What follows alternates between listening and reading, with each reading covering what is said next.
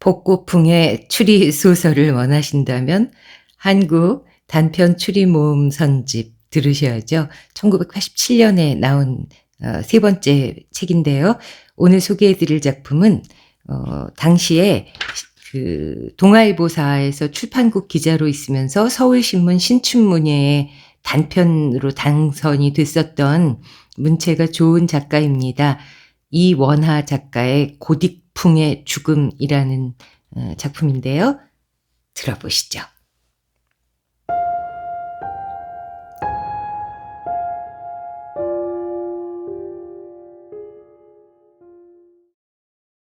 이원하 추리 소설 고딕풍의 죽음.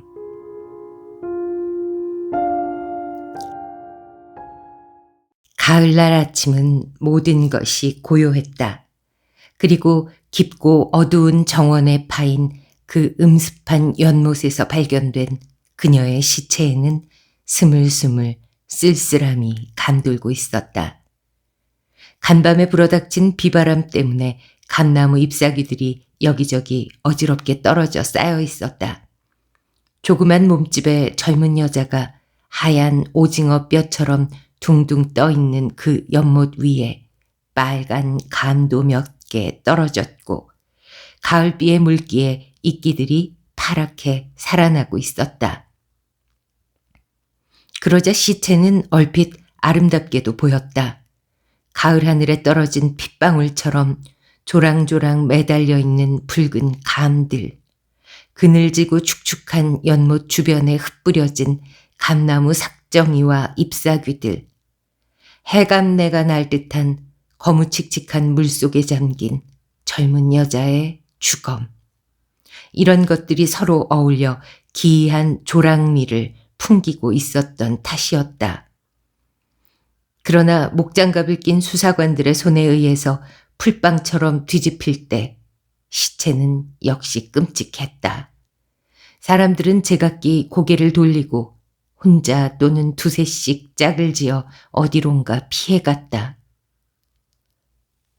기분이 묘해. 이쁜 처녀 시체는. 아직도 온기가 식지 않은 것 같던데. 수사관 하나가 장갑 낀 손가락 끝을 톡톡 튕기며 짐짓 찡그린 표정을 지었다.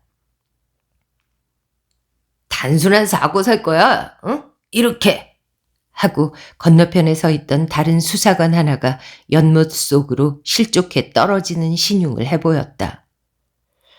글쎄... 울퉁불퉁한 그루터기 같은 것이 몇 개나 박힌 듯한 우락부락한 얼굴의 임형사가 후피동물처럼 무신경하고 둔한 표정으로 끝간데 없이 펼쳐진 가을 하늘을 바라보며 중얼거렸다.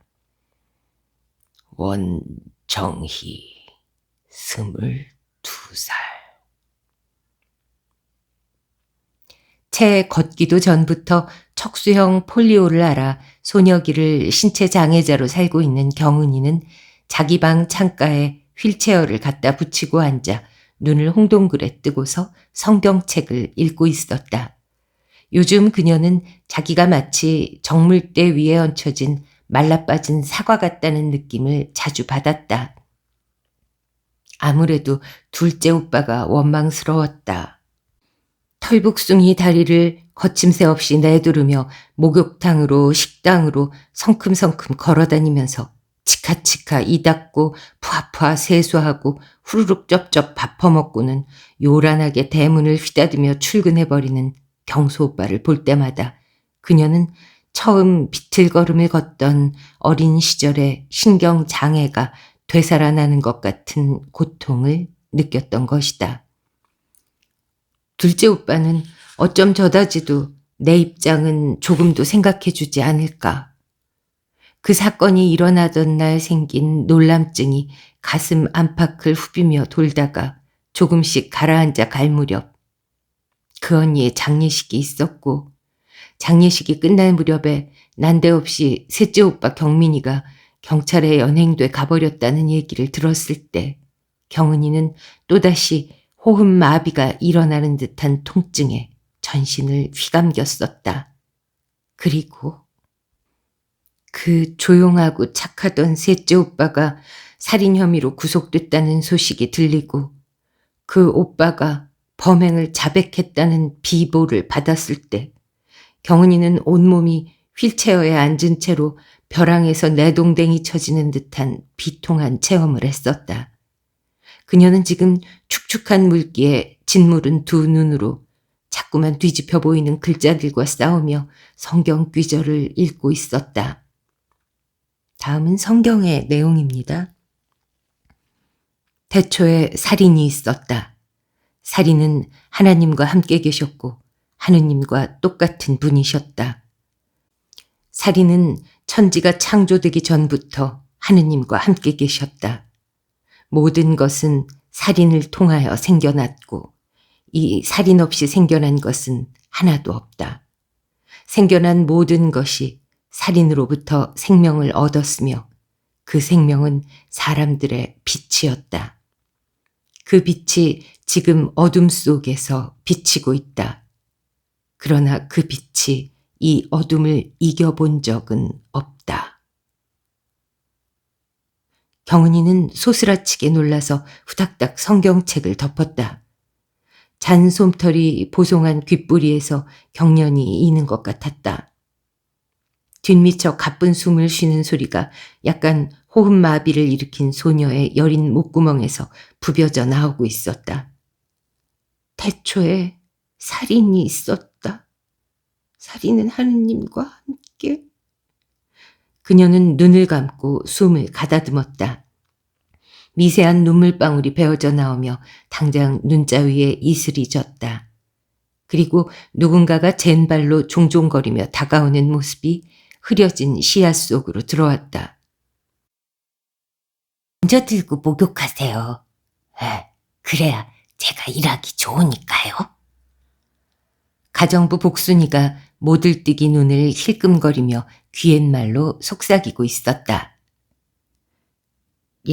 여기서 모들뜨기는 눈이 이 앞쪽으로 모여있는 그 장애 있죠? 그걸 모들뜨기 눈이라고 한다네요. 옛 소설을 읽으니까 이런 옛말들이 자주 등장을 합니다. 경은이는 휠체어 속에 몸을 곱송그리고 앉아 생각에 잠겨 있었다. 창턱 위, 팔이 닿는 거리쯤에 놓인 FM 라디오에서는 어제는 다시 오지 않고 젊음은 눈물을 믿지 않는다라는 내용의 팝송이 흘러나오고 있었다. 그녀는 스위치를 돌려 라디오를 껐다. 그러자 갑자기 주위가 고요해지면서 문득 여태까지 들리지 않았던 자연계의 음향이 청각에 잡혀왔다. 스스샤샤. 라디오 음악에 귀를 기울이고 있는 동안 어두운 창문 밖에서는 그새 또 비가 내리고 있었던 것이다. 가을 장마. 바람 한 점 없는 정원에서 빗소리는 지속적으로 일정하게 울리고 있었다. 늙은 감나무는 영검이나 귀기가 서린 앙상한 선악나무처럼 섬찟해 보였다. 경은이는 다시 라디오 스위치를 켰다. 어제는 다시 오지 않으리 젊음은 눈물을 믿지 않는다 해도. 정희 언니가 한밤중에 정원에서 살해됐다는 사실이 어린 경은이에게는 아무리 해도 도저히 믿기지가 않았다. 친언니는 아니었지만 얼마나 깊은 정을 가슴 속 널에 사려 넣어주던 언니였던가. 한 번은 달거리를 할 때 몸의 것을 잘 추스리지 못해 그것이 어느새 안 종아리 밑으로 흘러내리고 말아 마냥 당황하고만 있었는데 그때 울먹이던 자기를 도닥거리며 재치 있게 뒷갈망을 해주던 언니였다. 그런 일이 있은 후에는 매달 미처 아랫도리가 묵지룩해지기도 전에 미리 자기를 화장실로 데려가 주던 자상한 언니이기도 했다. 그런 언니가 비바람이 몰아치던 한밤중에 정원의 연못 속에서 시체로 발견되다니. 그저 모든 것이 악몽이었으면 싶었다. 이 나쁜 꿈에서 빨리 깨어나 주기만 바랐다. 사체 부검 결과 언니는 왼쪽 뒤통수에 타박상이 있었고 양쪽 폐에서는 나뭇잎이 썩어 생긴 해감 찌꺼기들과 식물성 플랑크톤이 상당량 검출되었다. 경찰이 실족에 의한 단순한 사고사나 자살 사건으로 처리하지 않고 정확한 사인 수사에 나선 건 바로 그 때문이었다. 그리고 장례식이 끝날 무렵에 셋째 오빠 경민이가 경찰에 연행돼 간 것이었다. 그 뒤에도 장애자인 경은이와 모들뜨기 눈을 한 가정부 복순이를 제외한 가족 모두가 한두 번씩은 경찰에 호출되어 조사를 받았다. 물론 경은이와 복순이도 예외는 아니었다. 단지 경은이는 자기 방에서 휠체어에 앉아 수사관이 묻는 말에 고분고분 대답을 했고, 복순이는 얼굴에 그루터기가 몇 개나 박힌 듯 우락부락하게 생긴 임 형사가 옥상으로 데리고 가서 이것저것 캐물었는데 연신 두 눈을 모들뜨면서 이것저것 수더분하게 대답을 해주다가도 별 해괴한 집안일까지 일일이 캐물을 낮추면 담당 형사고 뭐고 여지없이 포달을 부리며 대들었다는 뒷얘기가 있었다. 그럴 때면 임 형사는 복순이의 기세에 밀리면서도 그런 품이 싫지 않은지 연신 기분 좋게 껄껄거리며 잘 구슬려 나가더라는 것이었고, 복순이도 임 형사가 내심은 싫지 않은 듯한 기색이었다. 그러나 임 형사가 복순이에게 관심을 갖고 있는 것은 그날 밤 마지막으로 대문 단속을 했던 것도 복순이었고, 아침에 맨 먼저 시체를 발견했던 것도 복순이었듯이 이 재밌는 아가씨가 그 누구보다도 가장 중요한 제1의 증인이었기 때문이었다. 밤중에 무슨 소리 같은 거 못 들었어요? 하고 임 형사가 관자놀이개에 박힌 그루터기 하나를 어루만지면서 물었다. 우린 한번 잠들면 누가 업어가도 몰라요. 그러니까 알재간이 없지요? 하고 복순이가 두 눈을 지그시 모들뜨며 동알거렸다. 임 형사는 속으론 웃음이 터져 나오려고 하는 걸 애써 참으며 태연을 가장하고 물었다. 그날 밤 몇 시에 대문을 잠그셨어요? 밤 12시가 다 되어서였죠. 우린 잠이 많아서요. 주인 아저씨건 도련님들이건 더 이상 늦게 돌아오면 에라 모르겠다 하고 그냥 자버리는 복순이었다. 이번에 복순이는 손톱 여물을 썰면서 아무 가림새 없이 대답을 하고 있었다. 남성스럽고 숫기찬 성정이 여간 양증이었지만 반면에 또 무상시로 수줍음을 떨기 때문에 임 형사는 곧잘 종잡을 수가 없게 되곤 했다. 그니까 아가씨가 에라 모르겠다 하고 자고 있을 때 주인 아저씨나 도련님들이 들어오면은 누가 문을 열어주나요? 그야 주인 아주머니나 정혜 언니가 하고 대답하려다가 말고 복순이는 죽은 사람의 가엾고 끔찍한 모습이 생각나는지 삐죽삐죽 울음을 터뜨렸다. 임 형사는 수사수첩으로 저기 차면을 하며 구둣부리를 바라보았다. 얼굴을 가리면서 시선을 떨궜다는 얘기입니다. 피살자 원정희의 사망 추정 시간은 새벽 2시에서 3시 사이. 수고했어요, 아가씨. 이제 내려가서 일 보세요. 임 형사는 혼자서 옥상 위를 이리저리 거닐었다. 오래됐지만 잘 지은 건물이었다. 어느 곳에건 지독하게 해묵은 담장이와 이끼가 무성했다. 요즘도 이런 건물이 있나 싶을 정도였다. 한쪽 편엔 붉은 벽돌과 철근 골재들이 무더기로 쌓여 있었고 그 위엔 방수천이 덮여 있었다. 군데군데 빗물이 고여있는 옥상 위에는 감나무 삭정이들이 검게 그을은 솔가지처럼 여기저기 널브러져 구르고 있었다. 임 형사는 붉은 감 하나를 주워 콧날에 대고 문질렀다. 농익은 가을의 내음이 콧속으로 아릿하게 스며들어왔다. 문득 최근에 추림이라는 화제가 붙은 동양화 한 폭을 어디선가 보았던 기억이 났다. 그러나 어디서였던지는 생각이 나지 않았다. 그저 지금 자신이 올라서 있는 이 집이 짓담한 중세기의 어느 성당 같다는 느낌만이 밑도 끝도 없이 맹렬하게 떠오르고 있을 뿐이었다. 이명사는 소녀의 불구를 의식하고 한껏 조심을 하며 입을 열었다. 이름은 뭐죠? 조경은. 이 집 주인인 조한영 씨와는 어떤 관계인가요? 아버지예요. 저는 막내딸이고요. 이번에 소녀는 조금도 몸을 곱송거리거나 속으로 우물어들지 않았다. 그래서 이명사는 그녀의 불구를 지나치게 의식하지 않아도 되었다. 소녀의 검고 두툼한 스타킹을 신은 두 다리가 속으로는 아무래도 간당간당해 보였지만 보루물이 깊게 파지는 사랑스러운 얼굴이었다. 참 안 됐구나.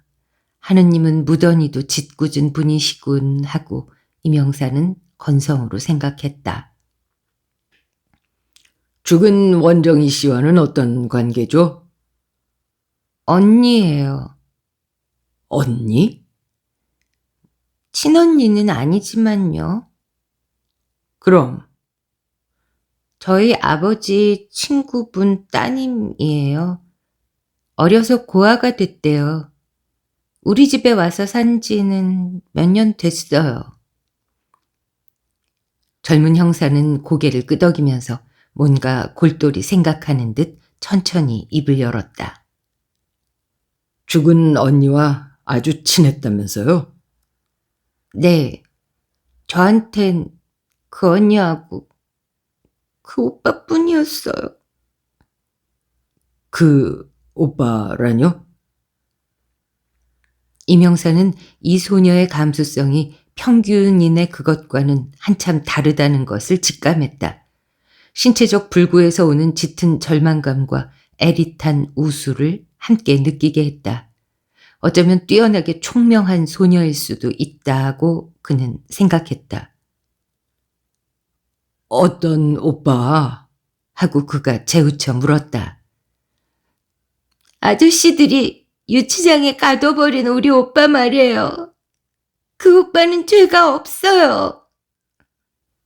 두 사람 사이에 잠시 침묵이 흘렀다. 원정희 씨가 죽던 날 밤 바로 그 시간에 그 남자가 여기를 왔다 갔어요. 누가요? 그 오빠가요? 그럴 리 없어요. 이 집에 살지도 않는걸요. 아빠 미움을 받아서 쫓겨난 지가 언젠데요. 그날 그 시간에 그 오빠가 여기 왔다 간 걸 본 사람이 있어요. 중요한 목격자죠. 왔다 갔더라도 집에 들어오지는 않았어요. 아무도 대문을 열어준 사람이 없는걸요. 소녀는 완강하게 부인했고 형사는 이 소녀의 마음을 상하게 하고 싶지 않은 듯했다. 담을 넘어 들어왔다가 나갔을 수도 있죠. 저 정도 담이면은 한창 젊은 남자가 뭐. 그런 엉터리. 하여튼 자기가 죽였다고 자백을 했다니까요. 진술서 사본이라도 보여드려요? 죽일 이유가 없어요. 둘이서 얼마나 좋아했었다고요. 절대로 그럴 리가 없어요. 뭐 서로 좋아했던 데는 어떤 이유가 있을 수 있겠죠. 당신들이 뭘 알아요? 소녀는 드디어 울음을 터뜨리고 말았다. 휠체어 위에서 곱송그린 그녀의 등떨미를 우악스런 형사의 손이 토닥거리고 있었다. 책상을 사이에 두고 임형사와 마주 앉은 사나이가 입을 열었다. 조경수라고 합니다. 죽은 애 둘째 오빠 되는 사람이죠. 물론 친오빠는 아닙니다. 우리 영감님하고 가장 친한 친구분 따님이었으니까요. 부친을 영감님이라고 부르시나요? 임형사가 이 명랑하고 걸쭉한 청년에게 물었다. 왜? 어때서요? 남들 앞에서 존경심이 우러날 때면은 꼭 그렇게 불러요. 사실 우리 형제들은 하나같이 뿔뿔이니까요. 뿔뿔이라뇨? 모두가 이복 형제, 이복 남매란 뜻이에요. 임영사는 실없이 넉살 좋은 이 청년에게 담배를 권하며 다시 물었다. 실례지만 뭘 하십니까? 저 말입니까? 회사원이에요. 우리 영감님 회사에서 빌부터 먹고 살아요. 건달이나 다름없죠. 한 가지만 더 묻겠습니다. 이복 동생인 조경민 씨가 부친의 친구 따님인 원정희 씨를 그날 밤 연못 속에 밀어넣어 살해했다고 자백을 했는데 그 이유가 어디 있다고 보십니까? 글쎄요. 저도 그게 의문이에요. 아마 둘이서 다투거나 싸웠는지도 모르죠. 그동안 경민이 녀석이 정희를 집에서 빼내려고 무던히도 애를 썼으니까요. 하지만 정희는 요지부동이었죠. 가족 없이 자란 애라서 걔는 외로웠거든요. 부모님들 승낙 얻어서 정식으로 결혼하고 싶어 했죠. 여자애들이라는 다 그런 거 아닙니까? 두 사람 사이를 부모님들이 왜 그렇게 반대를 했었나요? 노인네들 마음을 어떻게 합니까? 아마 당신 친딸로 정식으로 받아들이는 애였기 때문이었을 거예요. 아니면 궁합이 안 맞았거나? 그래서 우리 영감님이 죽은 정이 그의 성을 조씨로 바꿔주려고 몇 번이나 서류를 만들곤 했어요. 처음에는 정희도 영감님 뜻을 따르려고 했죠. 하지만 그 경민이 녀석하고 눈이 맞고 난 다음부터는 한사코 성 갈기를 마다하더군요.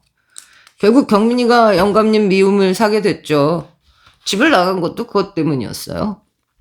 하지만 아무리 그렇더라도 싫다는 애를 꼭 데리고 나가려다가 그 죽이기까지. 건달을 자칭하던 청년은 담배 연기를 몇 번 깊숙이 삼키더니만 허청 웃음을 토하며 말을 계속했다. 사실 걔를 경민이만 좋아했던 건 아니에요. 우리 형제 모두가 그 애를 정말 좋아했어요. 우리 영감님이 걔를 처음 집에 데리고 왔을 때 갑자기 거실안이 밝아지는 것 같더라고요. 장식 등의 광도를 더 올려서도 아니고 그의 고운 용모 때문만도 아니었어요. 그건 바로 우리들 사내놈들 눈구덩이에서 튀어나온 자연광, 그 안광 때문이었죠. 그때부터 우리 삼형제 사이에는 어쩔 수 없이 팽팽한 긴장감이 감돌았어요. 난 정희가 멋대가리 없는 새님인 경종이 형이나 멍청한 순둥이 경민이보다 몇 배나 남자다운 날 당연히 더 좋아할 줄 알았죠. 그래서 걔한테 멋있게 잘 보이려고 술도 가능한 독한 걸로 2배는 더 마시고 담배도 2배는 더 피우고 노래는 이태리 가곡으로만 골라서 부르곤 했죠. 그런데 어느 날 저녁 옥상에 올라가 보니까 그놈들 둘이서 옥상 지붕 끝에 나란히 앉아있지 않겠어요. 자세히 보니까 정희는 경민이 가슴에 머리를 기대고 있고 경민이는 정희 허리를 살며시 거머쥐고 있더라고요. 가까이 가도 사람 오는 줄을 통 몰라요. 그날 나는 홧김에 빼가를 10독꿀이나 먹고 들어와서 자다가 토했는데 얼마나 심하게 토했는지 아침에 일어나 보니 토사물이 천정에까지 튀어 붙었더라니까요. 청년은 열심히 웃어댔지만 그의 웃음이 유쾌한 기분에서 나온 게 아님은 분명했다. 임형사가 추림이라는 화제가 붙은 그림을 다시 본 것은 원정희의 방에서였다. 아, 여기였었구나. 아, 이 그림 말입니까? 네, 그의 마지막 유작이 되었군요. 하고 이 집의 장남이며 삼형제 중에 큰형인 조경종이 맥없이 대꾸했다. 동생인 경민 씨를 미워하십니까? 품이 있고 준수한 용모를 한 큰형이 차분히 가라앉은 목소리로 대꾸했다. 그럴 리가 있나요? 둘 다 가엾은 애들인데. 형제들이 모두 연적 사이였다면서요? 왜? 질문이 좀 야합니까? 하하, 그것 참 확실히 야비한 질문이군요. 나는 아직 시간 강사지만 그래도 학교에 가면 교수님 소리를 듣는답니다. 죽은 정희도 아직 대학생이었어요. 지금 경찰에서 어떤 식으로 수사를 하고 있는지는 모르지만 우리도 나름대로 이 사건을 이해하고 있다는 걸 참고해 주셨으면 좋겠군요. 그 애는 무죄입니다. 증거가 있나요? 증거는 없습니다. 단지 확실한 심증이 있을 뿐이죠. 우리에겐 당신 동생인 경민군의 유죄를 증명할 만한 증인이 있습니다. 그 정도의 목격자만으로는 법정에서 확정 판결을 얻을 수 없을 텐데요. 그 앤 지금 정상이 아닐 겁니다. 그리고 아직 어린애예요. 당신들 같은 정의의 사자들이 불쌍한 아이의 터무니없는 고백을 빌미잡아 오금을 박을 필요가 있겠습니까? 그럼 왜 그런 자백을 했을까요? 모든 걸 체념하거나 자학을 하고 있는 거겠죠. 이복 동생이지만 난 어릴 때부터 그 애를 잘 압니다. 어른들이 그 애를 강제로 생모와 떨어지게 했죠. 지금은 찾을 길이 없고요. 이명사님은 자기를 낳아준 어미와 생이별을 해본 경험이 있습니까? 그 애는 지금 미쳐버릴 수도 있습니다. 오직 그 애를 구해줄 수 있는 사람이 죽은 정이었어요. 하지만 그 애는 결국 아버지의 노여움을 사게 됐고 정이는 그 애의 요구에 끝까지 응하지 않았죠. 집을 나와서 함께 멀리 달아나자던 요구를 안 들어줬다는 거 말입니까? 네. 정의로서도 어쩔 수 없었겠죠. 그래서 마지막으로 그 여자를 찾아와 실랑이를 하다가 끝까지 말을 듣지 않자 울컥 연못 속으로 밀어 던진 거 아니겠어요? 그 애가 정의를 직접 연못 속으로 밀어 넣었다는 명백한 증거는 없습니다. 그 애의 자백은 극히 허황하니까요. 담을 넘어 들어왔다는 증거도 없어요. 당신들의 증인이라는 그 동네 사람의 말이 맞다면 그날 밤 그 애가 집 앞에까지 다녀갔던 것만은 사실이겠지만 임 형사는 그의 말을 듣고 있는 건지 죽은 여인이 마지막 남긴 그림에만 정신없이 매달려 있었다. 밖에서는 또다시 가을 장마가 내리고 있었다. 조 선생님께서는 일찍이 포탄 껍질로 고철 장사를 해서 돈을 모으셨다고 하던데. 임 형사가 소파에 몸을 기대며 물었다. 그게 이 사건과 무슨 관계가 있습니까? 내가 이전에 포탄 껍질 장사를 했건 통조림 깡통 장사를 했건 그게 무슨 상관이란 말이오? 아, 오해하지 마십시오. 우린 그저 이번 사건이 조 선생의 가족관계 내부에서부터 얽힌 듯해서 애시당초부터 좀 거슬러 올라. 이런 단순한 사건 하나 가지고 남의 집 역사까지 훑어낼 권리가 어디 있소? 아, 조 선생은 아드님들보다 덜 점잖으시려고 하시나요? 그건 내가 장사꾼이기 때문일 것이오. 아, 조 선생, 정 그러시다면은 가족 관계에 대한 얘기는 꺼내지 않겠습니다. 단지 조 선생 스라의 삼남 일녀가 모두 이복 형제. 금방 얘기를 않겠다더니 이건 누굴? 줬소. 나는 해방 전부터 떠돌이 장사꾼이었소. 국내뿐만 아니라 상해로, 만주로, 동경으로 안 가본 데가 없어요. 그런 사업을 하다 보면 가족관계가 이렇게도 될 수 있는 겁니다.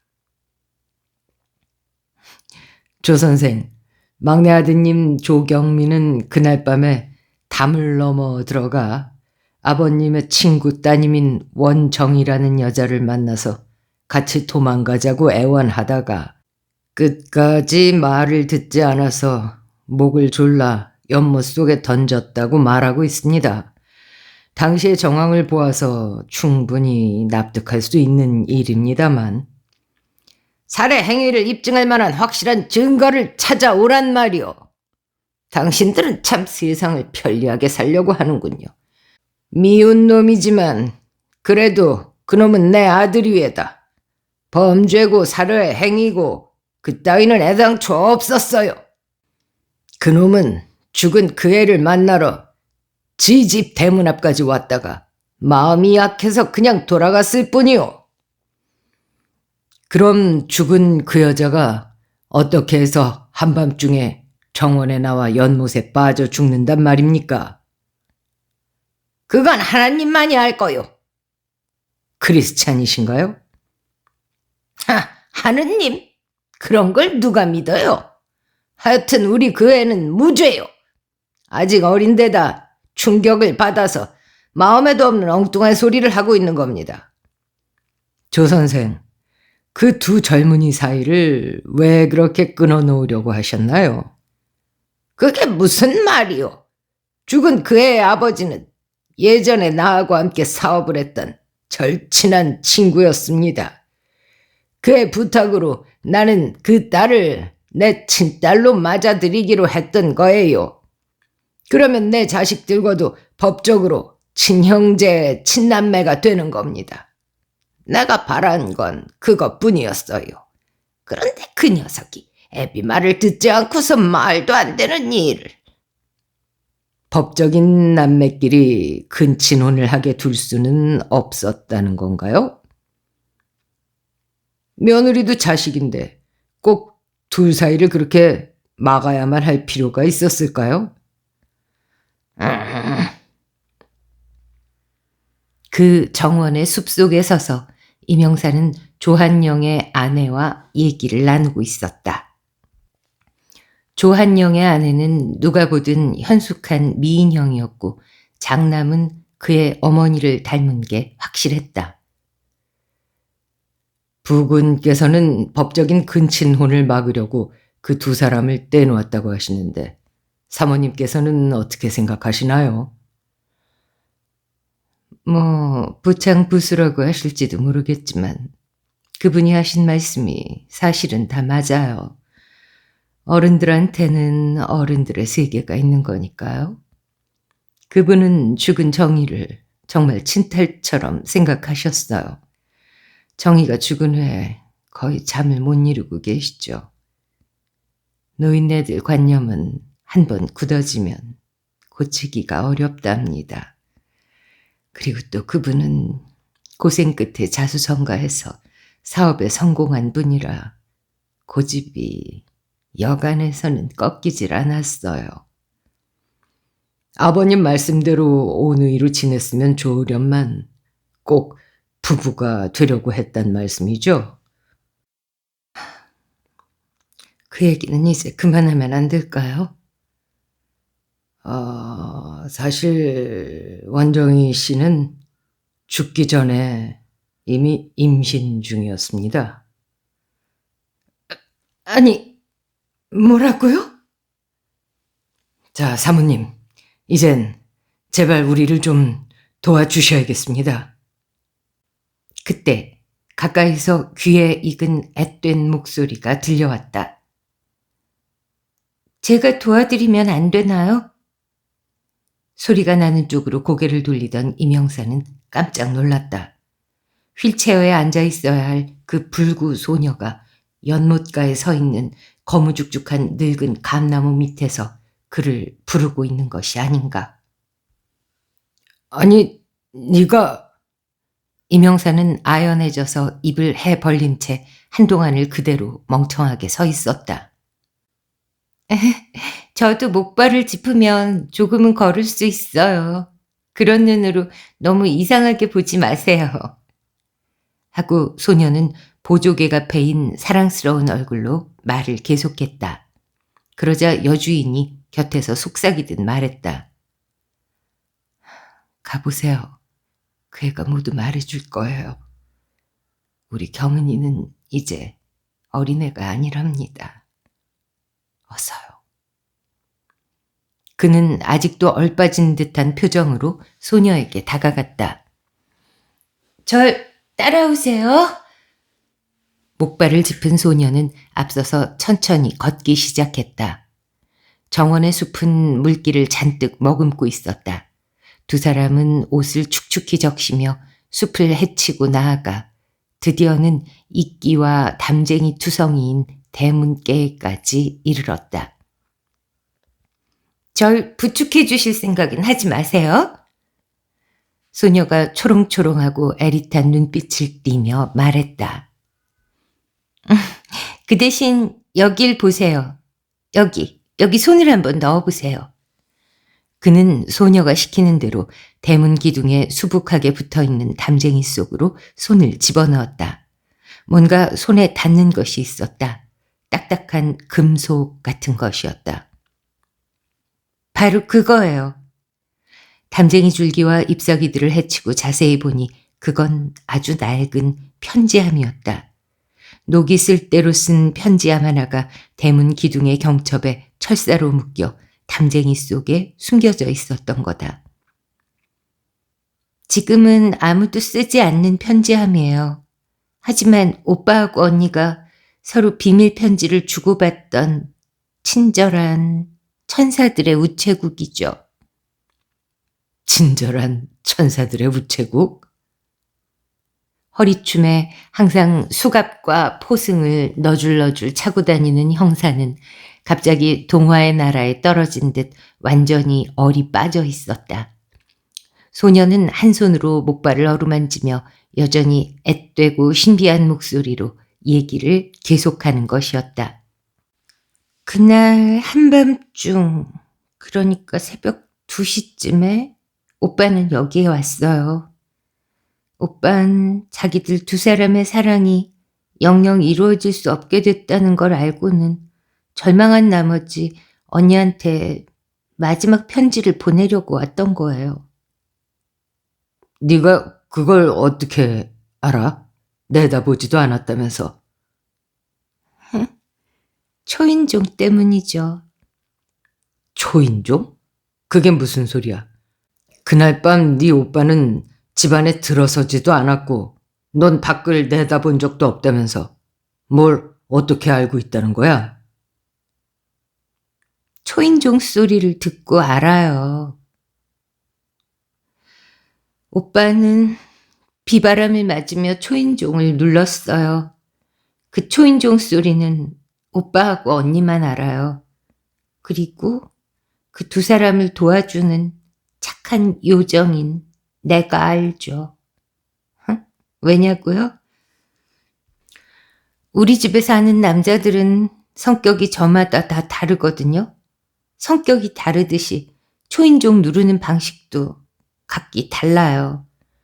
완고하고 시계추처럼 정확한 우리 아버지는 예나 이제나 항상 표준형으로 누르시죠. 띵동, 띵동, 띵동. 벨소리 사이 간격도 정확하게 꼭 3번을 누르세요. 아버지보다는 더 융통성이 있고 실제적이고 실속파인 큰오빠는 2번을 눌러요. 3번은 너무 많고 1번은 너무 적다는 거죠. 또 천방지축 날뛰기 좋아하는 둘째 오빠는 엄지손가락으로 빈대를 잡듯이 미친 듯이 배를 눌러대요. 사람이 나가서 빗장을 따줄 때까지 정신없이 기관총 소리를 내고 있어야 직성이 풀리죠. 우리 집 초인종이 가끔 고장나는 건 순전히 그 오빠 때문이에요. 한 번 너무 지독하게 눌러대는 바람에 현관 안벽에 걸려있는 초인종 뚜껑이 놀라 떨어지면서 거기서 번갯불이 번쩍 일었었어요. 그걸 보고 저는 하도 어이가 없어서 그만 웃고 말았죠. 그리고 마지막으로 내가 제일 좋아하는 우리 셋째 오빠는 꼭 한 번만 눌러요. 그것도 아주 작게요.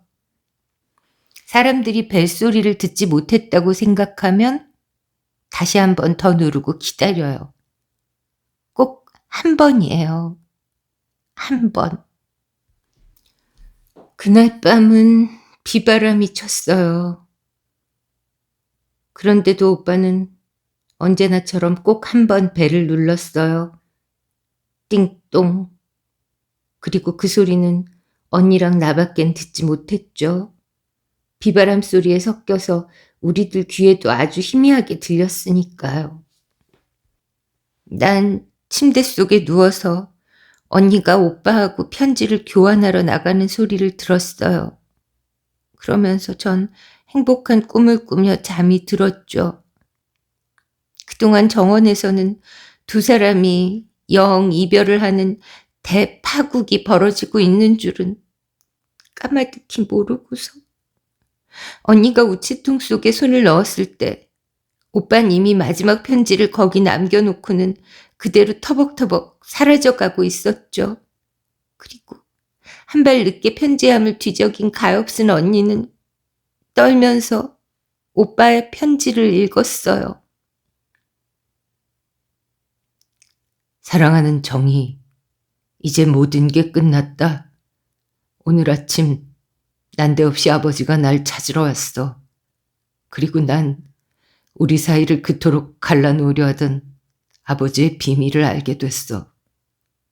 우린 어른들에게 그동안 너무 오랫동안 속아왔던 거야.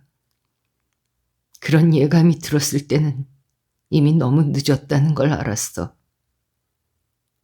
정희야, 우린 이복남매란다. 친구의 딸이었다는 게 모두 거짓말이었어. 하지만 우린 다시 온우이로 돌아갈 수 없게 됐잖니. 지금 나는 그저 어디론가 영원히 사라지고 싶을 뿐이야. 모든 걸 잊어버리자.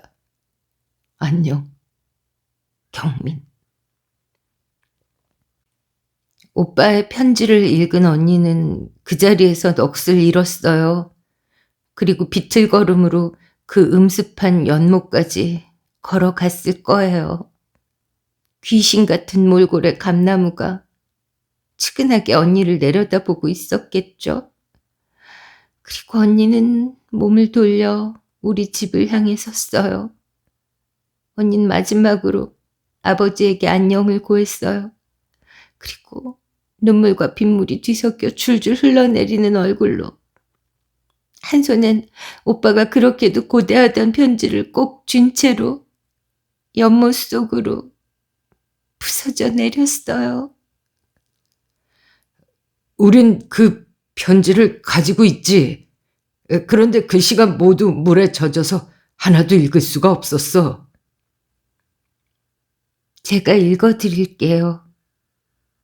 그리고 소녀는 사나이의 손에서 쪽지 한 장을 받아 이승의 인간이 내는 목소리가 아닌 그 어떤 소리로 천천히 읽기 시작했다.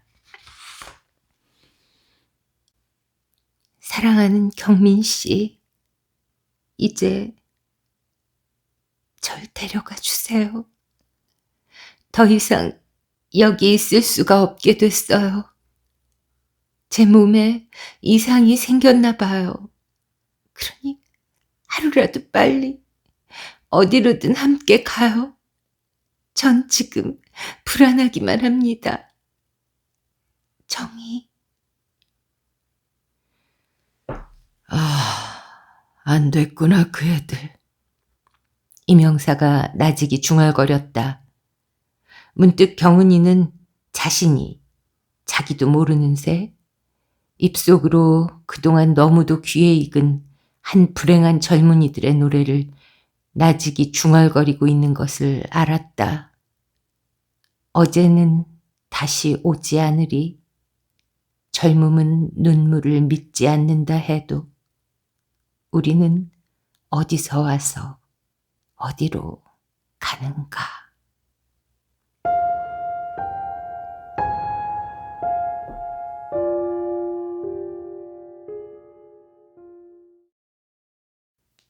네. 요즘은 그 추리소설이라는 용어는 하위 카테고리로 내려가고 크게 범죄 소설이라고 구분을 하죠. 그래서 그 안에 뭐 추리, 스릴러, 탐정 뭐 이렇게 여러 가지로 하위 카테고리를 나누더라고요.